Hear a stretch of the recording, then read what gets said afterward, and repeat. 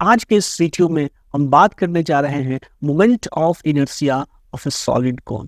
तो जब मैं सॉलिड कोन पे बात करता हूँ, इसका मतलब कहीं ना कहीं हमारा इशारा ये है कि जब मटेरियल ऑफ द कोन, ठीक है, material material of which the cone is made of which the cone is made of the cone is made up of is distributed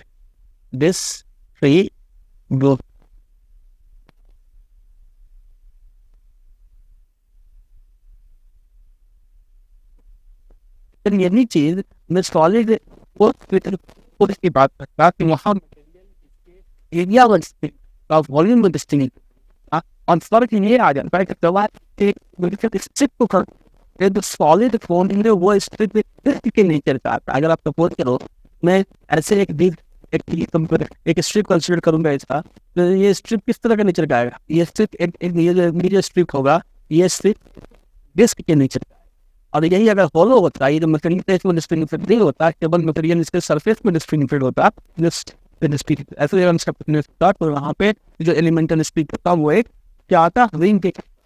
तो हमारा पर्पस है मोमेंट्स ऑफ इनर्शिया कैलकुलेट करना एक ऐसे ring का, ठीक है, वो rotate about an axis of rotation of एक planet. The axis of rotation जो है ये है एक्सिस ऑफ रोटेशन। और इसकी प्रॉपर्टी क्या है? ये भी एक्सिस ऑफ रोटेशन है, it passes through the centre of the ring, centre of the cone, ठीक है। एक्सिस ऑफ रोटेशन क्या है? It passes through the centre of a कोन।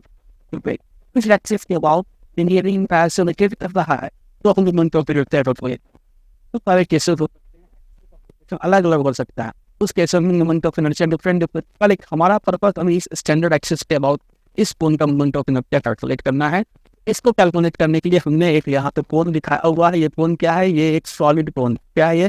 जैसे सॉलिड कोन है और इस कोन का जो मास है वो m mass of cone. m क्या है? मास ऑफ द कोन है m, और r जो है वो क्या है? तो रेडियस है इस कोन का, ठीक है। समझ जाए इसको, r इज द रेडियस, ठीक है। रेडियस मतलब ये जो यहाँ से बेस से जो है, ये जो आपको देख रहे हैं ये पॉइंट जो हो गया, this is the radius R. और हाइट ऑफ द कोन जो है जो कैपिटल एच दे रखा है। हाइट मतलब इस यहाँ से एपेक्स पॉइंट से लेकर के और बेस की जो दूरी है वर्टिकल डिस्टेंस एच है, वो क्या है? हाइट एच है। मतलब आप अगर देखते हैं कहीं ना कहीं ये तो लाइन आप ड्रॉ किए हुए हैं, ये हाइट को एच से रिफरेंस।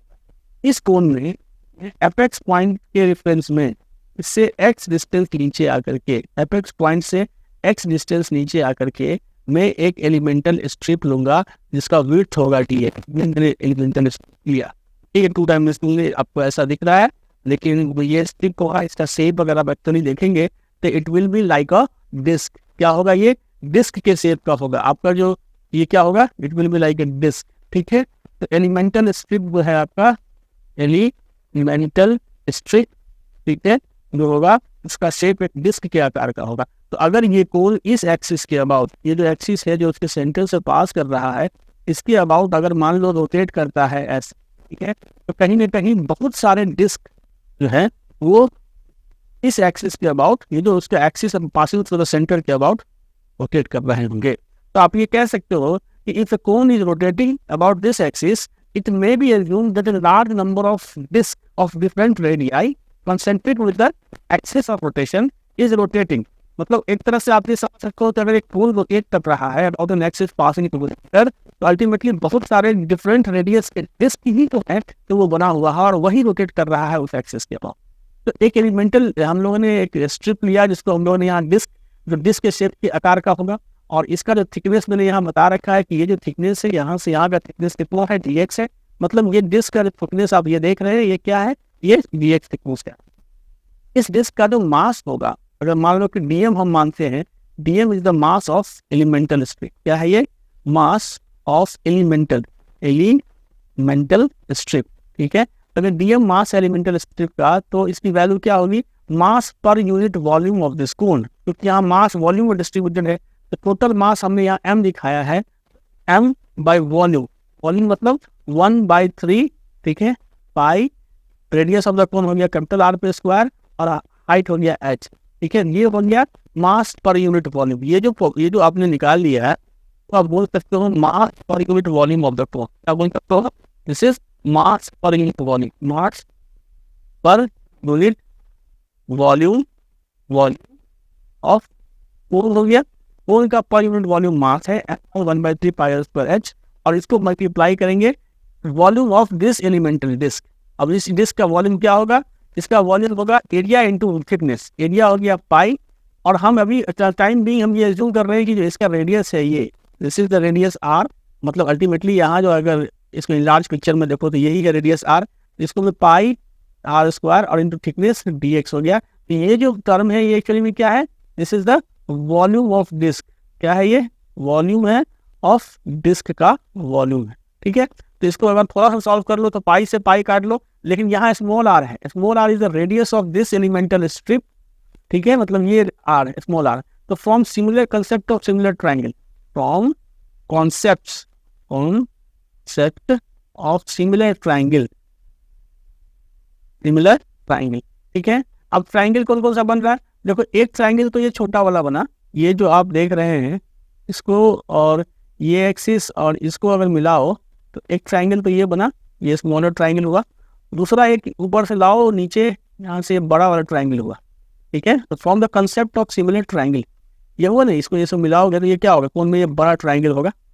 तो from the concept of similar triangle हम लोग लिख सकते हैं कि r बाई कैपिटल R, ठीक है, r by capital R and this is equal to, ये कितना डेप्थ नीचे तुमने एज्यूम किया था, x डेप्थ नीचे एज्यूम किया था, तो x बाई कैपिटल H, ठीक है। तो यहाँ से r की वैल्यू आ जाएगी, यहाँ से r की वैल्यू कितनी आ जाएगी, ये आ जाएगा x by H into capital R। तो ये वैल्यू हमें यहाँ पर रखने होंगे, ठीक है। तो फिलहाल अभी जो dm की वैल्यू है वो कितना है, dm इज इक्वल टू, वो पाई से पाई काट दो तो ये हो गया कितना, कैपिटल M r² dx, ठीक है, और बाई कितना यहाँ 3 आ जाएगा और r² h, size of m r² dx, हमारे पास क्या आ गया, dm की वैल्यू आ गई, dm की वैल्यू आ गई साइज ऑफ m, ठीक है, r², size of m r² dx by हमारे पास dm की वैल्यू कितनी आ गई है भाई, r capital r² h, capital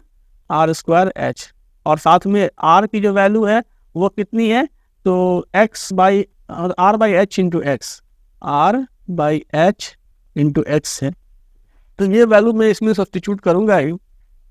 अब एक चीज़ और जानने की ज़रूरत है यहाँ पे कि मास तो कैलकुलेट हो गया है, या मास यहाँ सब्स्टिट्यूट ही कर लो, क्यों इतना बढ़ाऊंगा मैं बात को, 3m और ये रहा r by r² by h², 3m और r पे स्क्वायर है, मतलब ये हो गया फाइनली r² और बाई h², ठीक है, h² यहाँ पे dx, और साथ में ये r² h है, r² h आ गया, ठीक है।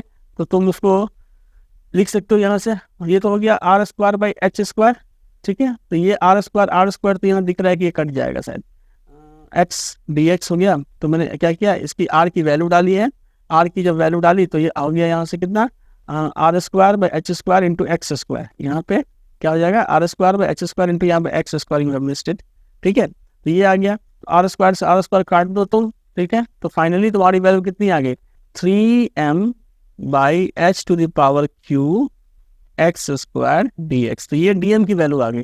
अब ये dm मास का, ये जो रिंग देख रहे हो इसका मास कितना मेंशन है, dm है, और ये रिंग रोटेट कर रहा है कितना, तो एक्सिस के अबाउट। तो इसका जो मोमेंट ऑफ इनर्शिया मैंने बढ़ाया है आपको, किसी भी रिंग का मोमेंट ऑफ इनर्शिया क्या होता है, 1/2 मास ऑफ द रिंग। तो यहाँ मास क्या है dm, और इंटू रेडियस पे स्क्वायर, यहाँ रेडियस क्या है, ये जो रेडियस है ये क्या r है, तो इंटू r पे स्क्वायर। तो कहने का मतलब ये तो हो गया मोमेंट ऑफ इनर्शिया di, क्या है, ये है moment of inertia of the elemental ring. ये क्या है, moment of inertia mi of elemental disc, elemental disc है, ठीक है, ये डिस्क का मोमेंट ऑफ इनर्शिया है। तो तुम di की जो वैल्यू है डिस्क का मोमेंट ऑफ इनर्शिया क्या निकाल रहे हो, तो 1/2 dm इंटू r², और r² का वैल्यू कितना है, तो r² बाई h² इंटू यहाँ पे x²। अब साथ में dm की भी वैल्यू सब्स्टिट्यूट कर दो, तो 1/2 into 3m by h³ x² dx, और इंटू यहाँ पे r² बाई h² यहाँ पे x²।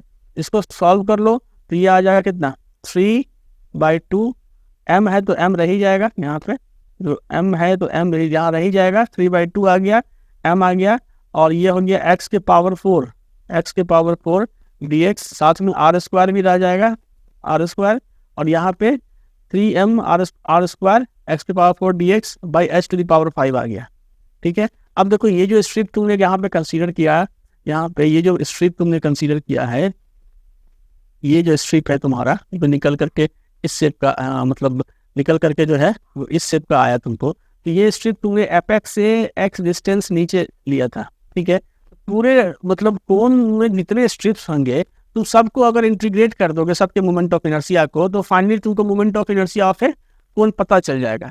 तो जो मोमेंट ऑफ इनर्शिया होगा कोन का, आई ऑफ ए सॉलिड कोन, ठीक है, क्या है, moment of inertia of the solid cone is integral of क्या चीज, तो डी आई। ठीक है, और लिमिट कहाँ से कहाँ होगा, तो ये जीरो है, यहाँ ये पॉइंट क्या होगा, कैपिटल एच वाला पॉइंट होगा, क्योंकि रेफरेंस मैंने जीरो से ही लिया था, तो जीरो टू कैपिटल एच। ठीक है, तो ये आ गया कितना, ये देखो integral of zero to H, ठीक है, 3m R square by 2 H के पावर 5 इंटू एक्स के पावर 4 dx। ठीक है, जब तुम इसका इंटीग्रेशन लोगे तो फाइनली इसकी वैल्यू कितनी आएगी, इसको वैसा करते हैं, नेक्स्ट पेज पे ले चलते हैं। तो हमारे पास क्या है इंटीग्रेशन, 0 to h, ठीक है, 0 to h, और ये जो है 3m स्क्वायर 2h के पावर 5 कॉन्स्टेंट है तो बाहर ले लेंगे, 3 m R square capital m R square by 2 into H के पावर 5, ठीक है, और x के पावर 4 dx है, x के पावर 4 dx। ये है हमारा इंटीग्रेशन जो फाइनली बन के आया है moment of inertia of a solid cone. ठीक है, तो इसको सॉल्व करोगे तो ये हो जाएगा 3m आर स्क्वायर 2h के पावर 5, और इसको जब इंटीग्रेट करोगे तो ये क्या हो जाएगा, x के पावर 5 बाई 5, ये हो जाएगा 0 to h। तो इसको जब लिमिट्स वैल्यू डालोगे तो 3m R square by 2h के पावर 5, और ये हो जाएगा h के पावर 5 बाई यहाँ पे 5, यहाँ से ये कट गया, तो फाइनली आ गया 3/10 m R square, and this is the moment of inertia of a solid cone. क्या है ये, moment of inertia of solid cone. ठीक है, सॉलिड कोन, इसकी वैल्यू ये आ गई। ठीक है, तो आई होप कि आपको डेरिवेशन समझ में आया होगा कि किसी भी कोन का, जो सॉलिड कोन का moment of inertia 3/10 m r square होता है।